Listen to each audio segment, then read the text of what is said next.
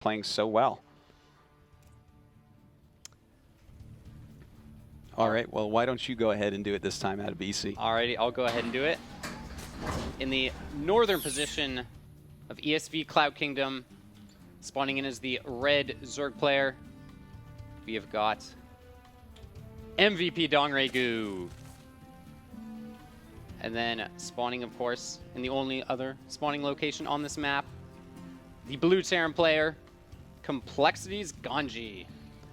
Now, out of BC, I know that you actually work with ESV a lot, Cast in the Korean Weekly. I actually watch you every single day. That's good. Yeah, man, I always liked that that bottle of blue liquor in the back. I'm a fan of gin, what can I say? But I got to ask you your opinion on the space shark in the center of this map. The space shark?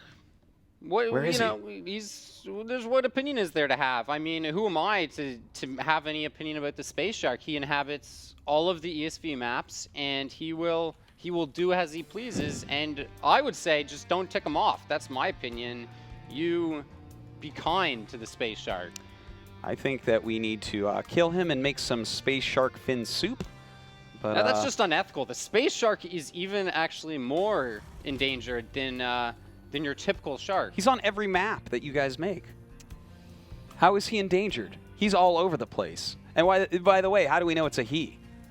Oh, it's a he. Oh, it's a he? It's a You he. looked? You pulled up his skirt, his space shark skirt, and took a look? I did. Why was he wearing a skirt if he's a he? I don't know. But he likes to party, so sometimes he's got to wear a skirt. What can I say? Ah, who knows? Maybe he's Scottish. All right. Possibly. So we have this hidden barracks, the Macarax, but DRG does scout it, so we realize, ha! You aren't actually proxying me. And oh, DRG is getting a quick gas. Look at that. All right, so that's a little bit refreshing because DRG so oftentimes gets it very late. It has become more popular recently to finally get speed quickly again in this matchup. But we don't know exactly if that's what this is for. I assume that it is, but he might be going for some sort of crazy all-in at this point. Yeah, it's certainly possible. I would definitely lean towards he just wants to get his gas up for that early speed, as you said.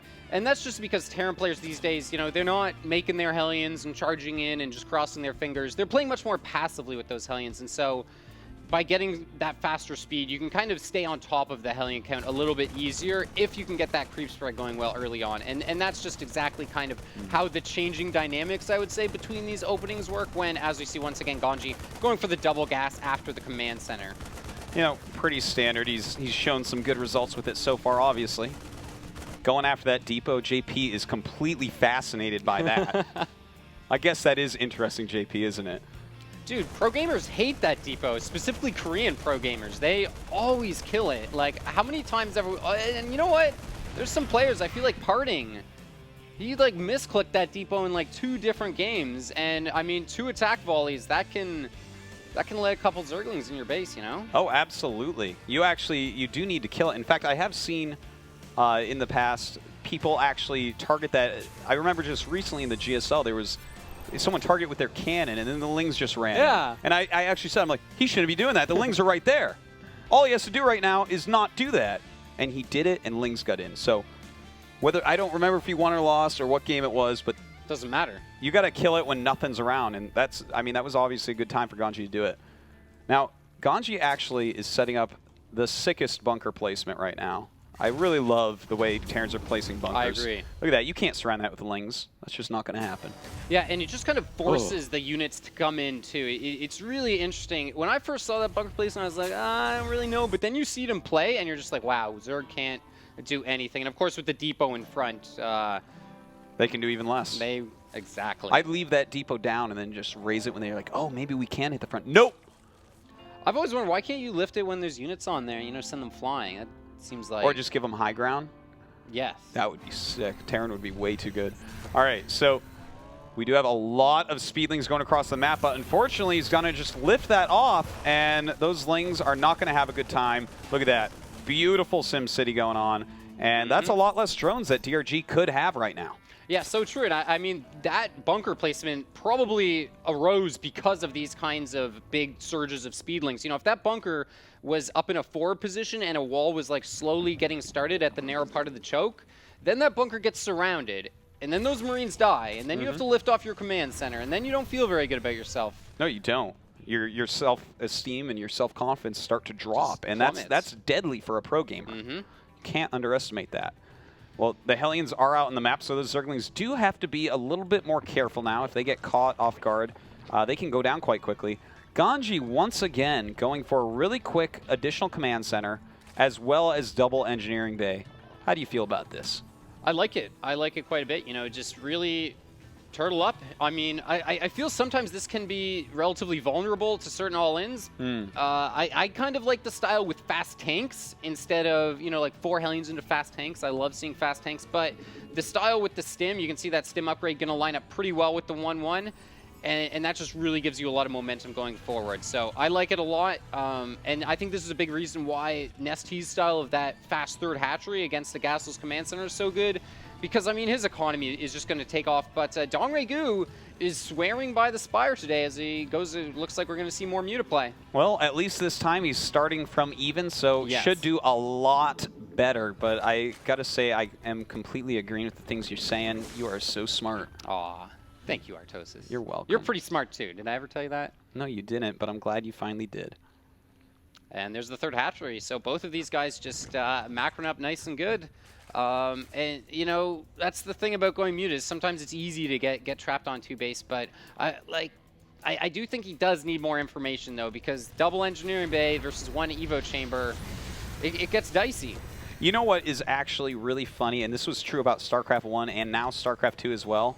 If you scout someone going quick double upgrades, to counter that, you have to go quick double upgrades. So then you must ask yourself, who are these people that are only upgrading one thing quickly?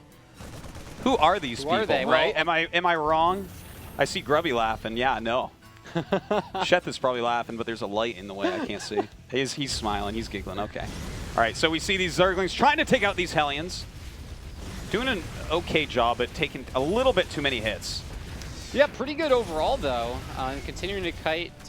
Looks like he should be able to keep those alive. Just fall back enough that they'll be safe. And has he seen the third, actually? It looks like, yeah, he scared that out. So he's got a good idea that his opponent is playing passively, but not opting to drop a scan or anything. So he's not really aware of those 8 mutas that are about to pop. No, he's not. In fact, I do have to say the only building he's seen is a morphing hatchery. This is actually hilarious. He is not actually... Look around everywhere at JP. You'll see he has not seen anything else.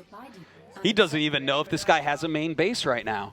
You know, maybe he's just been massing roaches on 1 hatchery, and he just took that third to be deceptive. Wow. Maybe that's exactly what happened. All right, we have a lot of mutas going across the map right now. Ganzi, his missile turret situation is non-existent. He has none, and these mutas are actually going to go ahead and kill a good amount of SCVs. Look at this, the SCV kill count going up, 4 killed already. And those Marines stimming and running in. The medevacs closely follow behind. Yeah, not a ton of damage there, but enough just to keep Ganzi pinned back. And this is where the muta play, you know, when you go into mutas, when you're already in a defensive position, you can't swing the momentum back around. But here, he's got his opponent pinned back, so his third base is up and saturated, and he's just going to go ahead and add in a 4th because he feels comfortable. And this is just looking much nicer for Dongraegu than the past 2 games. Yeah, it definitely is. And just to reiterate what you said, the fact that he has this kind of momentum in the game, he has the map control right this second. That 4th base, I love that as a choice. But you know what? Ganzi will not be denied. He's moving out, and DRG with a big counterattack. I am liking this, but that bunker is placed just beautifully and is being really, really cost efficient. And it looks like Ganzi not going to pull back to try and defend this. He's just going to continue pushing forward here. Now that 4th hatchery definitely not going to finish, but it's going to serve basically as a pin cushion here to keep Dongraegu's 3rd base safe. And he actually takes out the orbital command.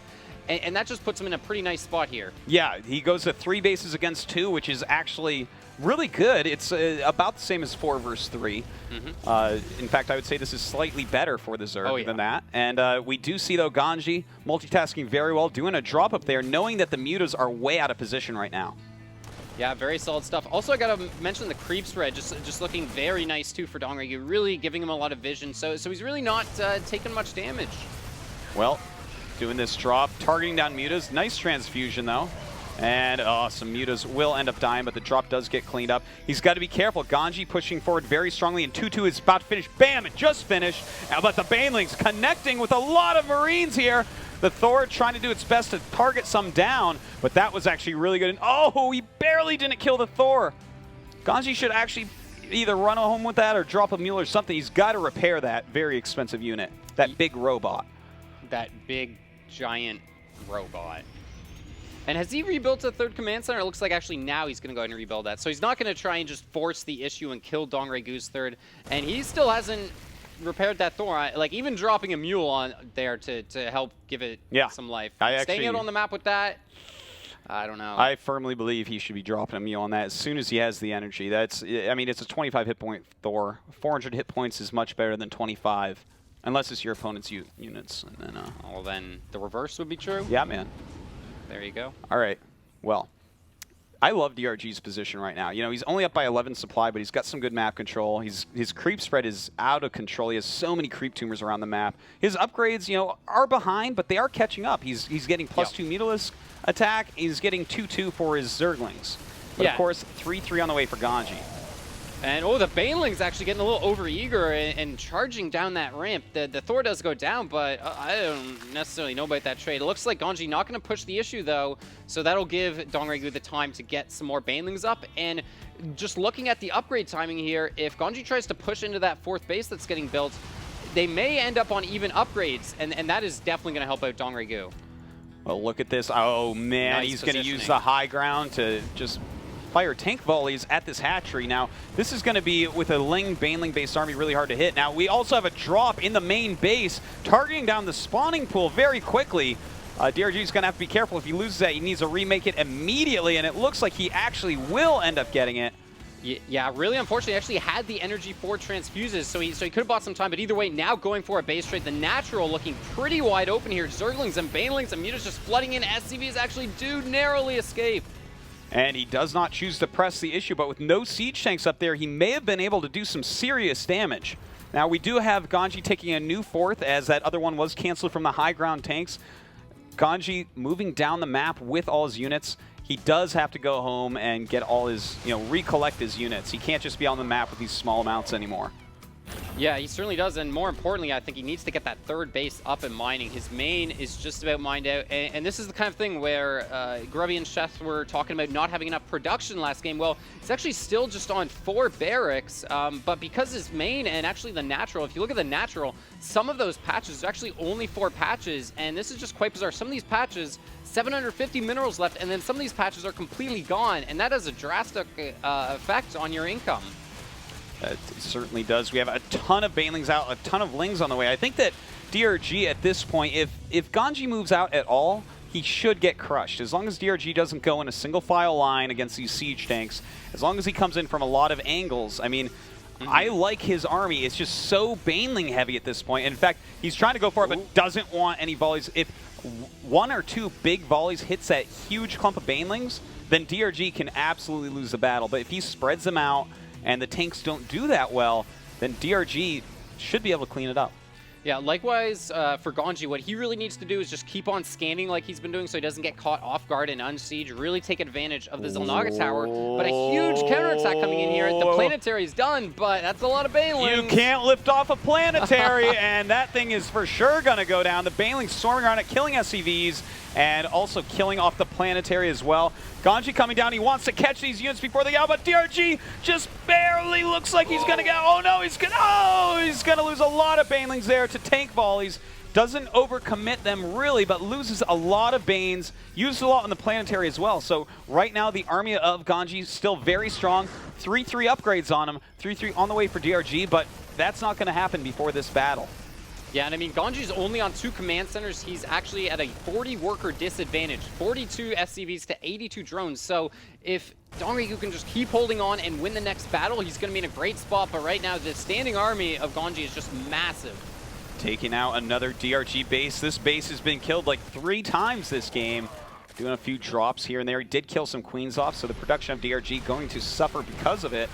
In fact, he doesn't have a lot of larvae right now, so remaxing on Zerglings is going to be very hard once he spends his army trying to crush this Terran force. a lot of Marines out here, but he does have some Infestors. And in fact, those Marines are overcommitted. Beautiful fungal growths. Oh my god, amazing fungal. And in fact, with this many, oh my god, goodbye Marines. Overcommittal there by Ganzi. But actually, if you look at DRG's supply, he is supply capped at... Okay, there we go. Overlord's just popped out. So he's fine now, but that was looking a little bit dicey. When you're supply capped by like 40, things can go bad fast. They certainly can. Now, DRG is running around trying to get position on the army of Ganzi. Ganzi barely mining. He's basically all in at this point. And it looks like, I mean, DRG in such a good spot. Look at this huge flank going on. He's going to clean this up, and I think we're going to see a GG. Yeah, I mean, Ganzi, how much income does he have following this up? Basically none. So he is pretty dead. Yeah, he's pretty dead, man. He's making 7 Marines right now. That's his production against mass ultras. Almost as many ultras being made at a time. And DRG just with a gigantic lead economically, and his standing army is much better. Yeah, I mean, just now, Ganzi going to start floating his command center to the 3rd. This is something he probably should have done a few minutes ago, but at this point, it just feels like too little, too late. It certainly is, and I think we're going to see, DRG, he's either going to wait for another attack, which probably would be very smart, or instead just go up and try to kill, because at this point, he knows, he's like, all right, I'm taking another 2 bases. I have great creep spread still, ton of ultras popping out, may as well go kill him. Yeah, and I mean the choice to wait for the ultras is a great one, but he's got his own 3/3. He even took the time to get adrenal glands too, so he might be able to clean that up. But either way, just bide your time. He knows at this point that his opponent's pretty much on a 1 base income, whereas he is on far better than that. So why rush? Yeah, exactly. I mean, that's the safe way about it. Went ahead, get more ahead, take more bases, get more hatcheries, get more tech. And he is getting that greater spire. So DRG's saying, well, I need every single game win here. And he's completely right with this gigantic tie incoming. This 1 game win may make a big difference for him. Yeah, definitely. This is crucial, and Ganzi, that's why he's still here in the game, because he really wants to win this one. He doesn't want to. He wants to leave as little to chance as possible. He doesn't want to have to say, how do other people do? Are they winning? Are they losing? He would like to take every map he can. So he's still in this game, dropping everywhere he can. Going to drop into the natural gun here. But what is there really to kill? And there's even a Spore Crawler in position, an Overlord right there to see. So not really going to get much done. Well, he's dropping again at that new base of DRG. Wouldn't be surprised if that dies for the 50th time. But right now we do have a big engagement going on, catching a lot of this army off guard. The Ultras coming in, Baneling's just smashing through, and I mean, this is really where we have to see GG. There it is, and DRG does pick up that game win in game number 3 against Ganzi. Guys, backup nerds, what do you think? It was really good. DRG started it off, just played a very convincing early game with those Lings, just to kind of get it into that macro game. And Ganzi played really straight up, just very standard game, tried to take his 3rd. And then we had some sort of interaction where the Terran went out and the Zerg decided to counter. Do you think that was a good decision there? Yeah, probably. I mean, he took down that orbital throughout these games. Ganzi has always picked to go for a 3rd base being an orbital command, so it is important that you really attack that, because if you're just going to defend, the Terran gets all the benefits of the orbital without the disadvantages that comes with not having a planetary there. So interesting move there. One thing to note, I'm already happy that we got to the point of discussing anything else than Ganzi's 4 barracks. we were kind of laughing together because at 8 minute 20, Ganzi made 3 extra barracks and he went up to 4. And Shet said, I should make a note of the timestamp because we made the joke like, this is all the barracks Ganzi is going to have the rest of the game. Actually, it was true. Yeah, it turned out to be true. Thank God that he actually had his economy shattered all game. Or we'd have to really talk about that. That's the plan, right? That's what Grubby said. He's just getting ready for the mutas to come in and kill all the SCVs. 2 seconds later, losing SCVs. It was perfect. Guys, I have a good strat against Ganzi. You fly in with the mutas and you target all his reactors. Think about that. Oh. Wow. So I need to start playing Zerg again, man. You do. Kill that Ganzi guy right off. All right, well, it looks like our next match is going to be starting pretty soon. Adebisi, thank you so much for being a great observer and an amazing caster as well. I hope that you can go back and take over again for JP. We're going to have Parting against MC coming up next, so stay tuned.